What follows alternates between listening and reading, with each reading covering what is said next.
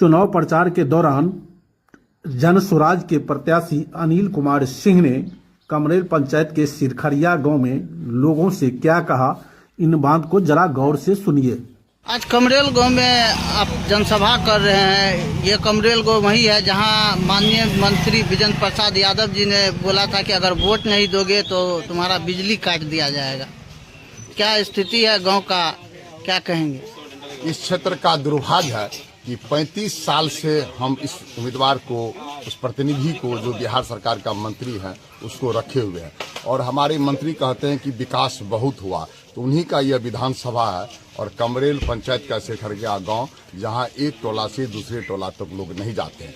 यह विकास का ढंढोला है और विकास हुआ है। उनका बेटा एक है विकास, उनका विकास हुआ है। अगर विकास होता तो आज मंत्री को यह नौबत नहीं होती। मंत्री को लोग सर पर रखते और बिना वोट मांगे हुए वोट देते। लेकिन मंत्री का जो कर्म है इस बार हमारा जन स्वराज ने खोल दिया है, उनके कुकर्म को जन स्वराज ने खोला है। ये सिर्फ भ्रष्ट पदाधिकारियों, दलाल और बिचौलियों का विकास हुआ है।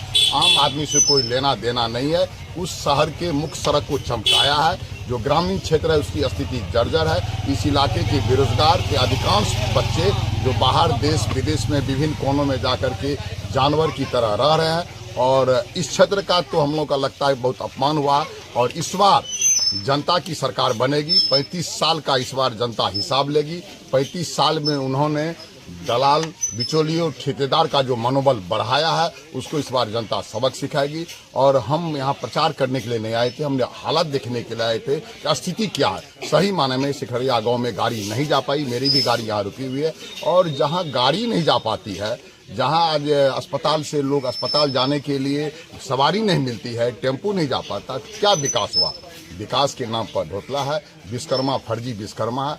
सिर्फ हम इतना कहना चाहते हैं कि इस बार यहाँ की जनताओं को मौका मिला है, विकल्प मिला है। इससे पहले कभी वह कहता था कि महागठबंधन का जंगल राज का भय दिखा कर वोट लेते थे, कभी सांप्रदायिक दंगा का नाम पर वोट लेते थे।